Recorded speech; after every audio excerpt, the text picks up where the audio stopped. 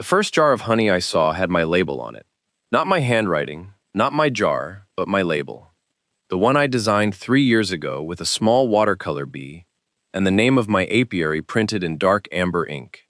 I was standing at the HOA Farmers Market on a Saturday morning in late September, holding a jar of wildflower honey that I had never poured, never capped, and never authorized for sale. The tablecloth was yellow gingham. The sign above the display read, Meadow Creek Community Honey, $12 per jar. There were 27 jars arranged in neat rows. Behind the table sat Patricia Calloway, the HOA Garden Committee chair, wearing a sun hat and a linen blouse, smiling at a young couple as she handed them a jar wrapped in brown paper.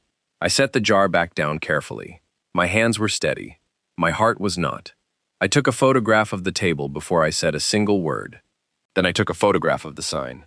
Then I took a photograph of Patricia Calloway mid-sentence, her mouth open, her hand extended, a jar of my honey suspended between her fingers and the couple's shopping bag. She saw me after the third click. Her smile tightened but did not disappear. That was her first mistake. She thought I would make a scene. She thought I would yell, demand answers, embarrass myself in front of the neighborhood. She had prepared for that. What she had not prepared for was a man who knew how to document, how to wait, and how to let someone else's paperwork do the damage. Before I explain what happened next, tell me where you're watching from. I want to know who else has dealt with an HOA that mistakes private property for community resources. My name is Daniel Morrow. I am 41 years old. I am a registered beekeeper in the state of North Carolina, and I have been keeping bees on my property for 8 years. My apiary is called Morrow Hives. It is registered with the county, inspected annually by the state apiary inspector, and insured through a farm liability policy that covers exactly one location, my backyard. The hives sit behind a split-rail fence at the back of my property, shaded by a row of old pecan trees. There are 12 hives. Each one is numbered, logged, and tracked.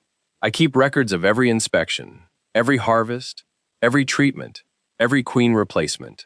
I am not a hobbyist. I am a licensed agricultural producer. The honey I sell goes to 3 local stores and a small online market. I do not sell at the HOA Farmers Market. I never have, I never will. The HOA Farmers Market is a monthly event held in the community clubhouse parking lot. It started 4 years ago as a neighborhood wellness initiative. Residents sell vegetables, baked goods, crafts, candles, and sometimes honey. I attended once, bought a jar of peach preserves from an elderly woman named Mrs. Delgado, and never went back. It was not my scene. I preferred to sell my honey through channels that understood food safety laws, labeling requirements, and liability insurance. Patricia Calloway did not understand any of those things. She understood power, she understood committees, she understood how to smile while taking something that did not belong to her. I did not confront Patricia at the market. I walked back to my truck, sat in the driver's seat with the engine off, and opened the Notes app on my phone. I wrote down the date, the time, the location, the number of jars, the price, the sign text, and the name of the couple who had just purchased a jar. I had their faces in my photograph. I would find them later if I needed to. Then I drove home, poured myself a glass of water, and sat at my kitchen table with my laptop open. I pulled up my apiary registration file. I pulled up my insurance policy. I pulled up the North Carolina Department of Agriculture apiary laws. I read through the sections on honey sales, labeling requirements, and public access to registered apiaries. The law was clear. Honey sold in North Carolina must be labeled with the producer's name, address, and net weight. If sold at a farmer's market, the producer must be present or have a designated representative who can answer questions about the product. If honey is sold under a farm name, that farm must be registered with the state. If the honey is sold as local or community honey, the specific apiary of origin must be identified. Patricia Calloway had violated at least 4 of these requirements before she even touched a jar. But that was not the part that made my stomach tighten. The part that made my stomach tighten was the school tours. I found out about the school tours 3 days later. I was in my workshop, extracting honey from the late summer flow, when my phone buzzed with an email from a woman named Sarah Whitfield. The subject line read, Field Trip Confirmation, Morrow Hives Apiary. I opened the email. Sarah Whitfield was a second-grade teacher at Meadow Creek Elementary School. She was writing to confirm that her class of 24 students would be visiting my apiary on Thursday, October 12th at 10 a.m. She thanked me for volunteering to host the tour as part of the Community Pollinator Education Program. She said the children were excited to see the bees. She asked if there were any allergy precautions she should share with parents. I read the email 3 times. Then I read it again. I had never volunteered to host a school tour. I had never heard of the Community Pollinator Education Program. I had never spoken to Sarah Whitfield. I had never authorized anyone to bring children onto my property. I wrote back immediately. I kept my tone polite but direct. I told Miss Whitfield that there had been a mistake. I told her that my apiary was private property, not open to the public, and that no school tours had been scheduled. I asked her who had contacted her about the tour. Her reply arrived 20 minutes later. Patricia Calloway. Patricia Calloway had contacted the school district in August, offering Morrow Hives as a field trip destination. Patricia Calloway had distributed a brochure. Patricia Calloway had signed a permission form. Patricia Calloway had listed herself as the program coordinator and my apiary as the host site. She had done all of this without my knowledge, without my consent, and without any understanding of what it means to bring 24 second graders within 50 feet of 12 active beehives. I called my mentor that evening. His name is Walter Cross. He is 72 years old, a third-generation beekeeper, and the man who taught me everything I know about hive management, honey extraction, and the quiet patience required to work with creatures that do not care about your schedule. Walter lives 40 minutes away on a farm that has been in his family since 1947. He has seen every scam, every shortcut, and every arrogant mistake a person can make with bees. I told him about Patricia Calloway. I told him about the farmer's market. I told him about the school tour. Walter was quiet for a long moment. Then he said, "She's selling your honey under a community label, and she's bringing children onto a registered apiary without the owner's permission. Do you understand what happens if one of those children gets stung?" I understood. If a child was stung on my property during an unauthorized tour, my insurance would not cover it. The liability would fall entirely on me. The school district would sue. The parents would sue. The HOA would deny any involvement. Patricia Calloway would vanish behind the garden committee and leave me holding the wreckage. Walter told me to call the county apiary inspector. He gave me the number. He told me to request a formal inspection of my hives and to mention the unauthorized sales and the school tours. He told me to document everything. He told me to let the state do what the state does best, enforce the rules that people like Patricia Calloway assume do not apply to them. The county apiary inspector arrived on a Tuesday morning. Her name was Diane Okonkwo. She was a compact woman in her 50s with gray-streaked hair pulled back in a tight bun and a clipboard that had seen years of use. She wore a state-issued vest with the Department of Agriculture logo on the chest. She carried a smoker, a hive tool, and a digital camera. She walked my property line, inspected all 12 hives, checked my registration documents, and asked me a series of questions about my honey sales. I answered every question honestly. Then I showed her the photographs from the farmer's market. I showed her the email from Sarah Whitfield. I showed her the brochure that Patricia Calloway had distributed to the school district. The brochure was printed on glossy paper with a photograph of a beehive that was not mine. The text read, "Meadow Creek Community Pollinator Initiative, Educational Tours at Morrow Hives Apiary." Below that, in smaller print, coordinated by the Meadow Creek HOA Garden Committee. Diane Okonkwo looked at the brochure for a long time. She did not frown. She did not sigh. She simply wrote something on her clipboard and asked me if I had ever given Patricia Calloway permission to sell my honey or host tours on my property. I said no. She asked me if Patricia Calloway had ever been listed as an authorized representative on my apiary registration. I said no. She asked me if I had ever sold honey to the HOA or donated honey for community events. I said no. She closed her clipboard and told me she would be visiting the HOA farmers market the following Saturday. She told me to stay home. She told me to let her handle the inspection. She told me that selling honey under a false label, misrepresenting the origin of an agricultural product, and organizing public access to a registered apiary, without the owner's consent, were all violations of state law. She did not say what the penalties were. She did not need to. The look in her eyes told me that Patricia Calloway was about to learn a lesson she would not forget. That Saturday, I did not go to the farmer's market. I stayed home. I worked in my workshop. I extracted honey, I cleaned frames, I checked my hives. I tried not to think about what was happening in the clubhouse parking lot. At 11:47 a.m., my phone buzzed with a text from my neighbor, a retired firefighter named Tomas Rivera. The text read, "You need to see this." Attached was a photograph. The photograph showed Diane Okonkwo standing at Patricia Calloway's table, holding a jar of honey in one hand and her clipboard in the other. Patricia Calloway was standing behind the table, her sun hat slightly askew, her mouth open in what looked like protest. Two other garden committee members were standing nearby, their arms crossed, their faces pale. A small crowd of market shoppers had gathered.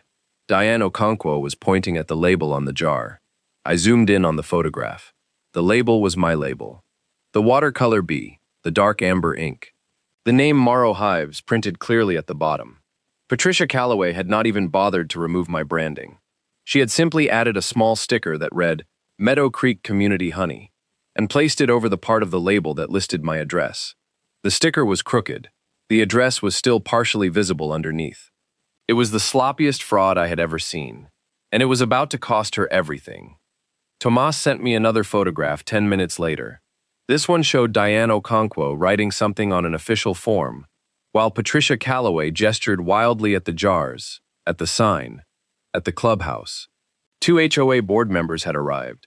One of them was the board president, a man named Gerald Fletcher, who wore a polo shirt with the HOA logo, and always spoke in the calm, measured tone of someone who believed his authority was absolute. The other was the board secretary, a woman named Linda Park, who carried a binder everywhere she went and never smiled. They were both talking to Diane Okonkwo at the same time. Diane Okonkwo was not looking at them. She was looking at her clipboard. She was writing. She was documenting. She was doing exactly what I had done, except she had the power to issue fines, revoke permits, and refer violations to the state attorney general's office. I put my phone down and walked out to my hives. The bees were busy. They did not care about HOA politics. They did not care about Patricia Calloway. They cared about nectar, pollen, and the slow, steady work of building something that would last. I stood there for a long time, listening to the hum of 12 colonies doing what they were meant to do. The sun was warm on my shoulders. The air smelled like goldenrod and late-blooming asters. I felt something loosen in my chest. Not satisfaction, not yet, but the beginning of it. The official report arrived by certified mail 10 days later. It was a thick envelope from the North Carolina Department of Agriculture and Consumer Services. Inside was a formal notice of violation addressed to the Meadow Creek Homeowners Association. Attention, Patricia Calloway, Garden Committee Chair. The notice listed 7 violations. 7. The first was the sale of honey under a false or misleading label. The second was the misrepresentation of an agricultural product's origin. The third was the operation of an unregistered food sales venue. The fourth was the organization of public access to a registered apiary without the owner's written consent. The fifth was the failure to maintain liability insurance for public events involving livestock or agricultural operations. The sixth was the distribution of promotional materials containing false claims about a registered agricultural facility. The seventh was the failure to comply with state apiary inspection requirements for honey offered for public sale. Each violation carried a potential fine. The total was $17,500. The notice also stated that the HOA Farmers Market was suspended pending a full review of its food safety compliance. The school tours were canceled. The community pollinator education program was ordered to cease operations immediately. Patricia Calloway was personally named as the responsible party for all violations. The letter was copied to the HOA board, the county health department, the school district superintendent, and my attorney. I had hired an attorney the day after Diane Okonkwo's inspection. His name was Marcus Webb. He was a property rights lawyer with a quiet voice and a reputation for dismantling HOA overreach piece by piece. He had reviewed my apiary registration, my insurance policy, the photographs from the farmer's market, the email from Sarah Whitfield, the brochure, and the violation notice. He told me I had grounds for a civil suit against the HOA and Patricia Calloway personally. He told me I could seek damages for unauthorized use of my property, misappropriation of my business identity, and the emotional distress caused by the school tour scheme. He told me the HOA's liability insurance would likely cover the damages, but only if the board cooperated. If the board tried to protect Patricia Calloway, the insurance company would deny coverage. and the HOA would be forced to pay out of its own reserves. He asked me what I wanted to do. I told him I wanted three things. I wanted the honey sales stopped, I wanted the school tours canceled, and I wanted Patricia Calloway removed from the garden committee. Marcus nodded. He said, "The first two are already done. The third one is going to happen whether the board likes it or not." The HOA board called an emergency meeting 2 weeks after the violation notice arrived. I was not invited. Tomas Rivera attended as a resident and sent me updates throughout the evening. The meeting was held in the clubhouse. Every board member was present. Gerald Fletcher sat at the head of the table, his polo shirt slightly wrinkled, his face tight with controlled anger. Linda Park sat to his right, her binder open, her pen moving constantly. Patricia Calloway sat at the far end of the table, her sun hat absent, her linen blouse replaced by a dark sweater that made her look smaller and older than she had at the farmer's market. The garden committee members sat in a row behind her, their expressions ranging from confused to furious. The room was full of residents. Tomas estimated 60 people. They had come because the suspension of the farmer's market had affected them. The bakers, the vegetable growers, the candle makers, the jam sellers. They had lost their monthly income. They wanted to know why. Gerald Fletcher began the meeting by reading the violation notice aloud. His voice was steady, but Tomas said his hands were shaking. When he finished, he asked Patricia Calloway to explain herself. Patricia stood up. She did not apologize. She did not admit fault. She said she had been trying to build a community program. She said the honey was from local hives, and that she had assumed the beekeeper would be supportive of the initiative. She said the school tours were meant to educate children about nature. She said she had no idea the apiary was registered or that there were laws about honey sales. She said she was just a volunteer. She said she was doing her best. The room was silent. Then a woman in the back stood up. It was Mrs. Delgado, the elderly woman who sold peach preserves. Her voice was quiet but clear. She said, "You sold honey that wasn't yours. You lied to a school. You put children at risk. You put this market at risk. You put all of us at risk. You don't get to say you were doing your best." The room erupted. Not in chaos, in agreement. One by one, residents stood up and demanded Patricia Calloway's resignation. The garden committee members looked at each other. Two of them stood up and walked out. Gerald Fletcher called for a vote. The motion was to remove Patricia Calloway from the garden committee and to ban her from holding any HOA committee position for a period of 5 years. The vote was unanimous. Patricia Calloway left the clubhouse through the back door. Tomas said she did not look at anyone. She just walked out into the dark and drove away. The civil suit was settled out of court. Marcus Webb negotiated with the HOA's insurance company for 6 weeks. The final settlement included $22,000 in damages paid directly to me, a formal letter of apology from the HOA board, and a permanent injunction prohibiting the HOA from using my property, my apiary name, or my honey in any community program without my written consent. The HOA also agreed to pay for a new fence along the back of my property, a security camera system, and a sign that read, "Private property, registered apiary, no public access." The sign was installed by a professional contractor. It was made of metal, not plastic. It would not fade. It would not blow over in a storm. It would stand there for decades, a quiet reminder that some things are not community property, no matter how much the HOA wishes they were. I started my own farm stand 3 months later. It was a small wooden structure at the end of my driveway, built by my own hands, painted white with dark green trim. I sold honey, beeswax candles, and small jars of propolis tincture. I was open on Saturdays from 9 a.m. to 1 p.m. I had a business license, a food safety permit, and a sign that listed my apiary registration number. My customers were neighbors, locals, and people who had heard about the HOA honey scandal and wanted to support a real beekeeper. Mrs. Delgado came by on the first day and bought 2 jars of wildflower honey. She told me she was glad the market was back, even if it was smaller and quieter than before. She told me Patricia Calloway had moved to a different neighborhood.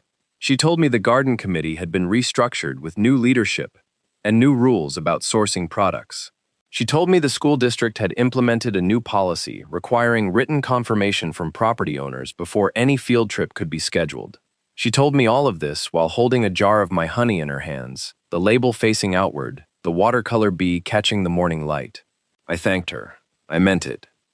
Walter Cross came by the farm stand a few weeks later. He parked his old Ford truck at the end of the driveway and walked up to the stand with the slow, deliberate gait of a man who had spent his life on uneven ground. He looked at the sign. He looked at the jars. He looked at the beeswax candles arranged in a neat row. He picked up a jar of sourwood honey, turned it over in his hands, and read the label. Then he set it down and looked at me. "You did it right," he said. "You let the paper do the work. Most people don't have the patience for that. They want to yell. They want to fight. They want to win the argument in the moment. But the argument doesn't matter. The record matters. The registration matters. The law matters. You understood that." He bought a jar of sourwood honey and a beeswax candle. He told me he was proud of me. Then he got back in his truck and drove away. I stood at my farm stand for a long time after he left. The sun was warm. The bees were working. The sign was standing straight and tall at the edge of my property. I thought about Patricia Calloway. I thought about her sun hat and her linen blouse and her crooked stickers and her glossy brochure. I thought about the school tour that never happened. I thought about the children who never came. I thought about the stings that never occurred, the lawsuits that never materialized, the insurance claims that never needed to be filed. I thought about how close it had all come to disaster. And I thought about how a single photograph, a single email, and a single phone call to the right person had stopped it all before it could begin. Some people think authority comes from being loud. Patricia Calloway was loud. She was confident. She was polished. She had a committee, a board, a farmer's market, and a brochure. She had everything except the one thing that mattered, the right to do what she was doing. That right belonged to me.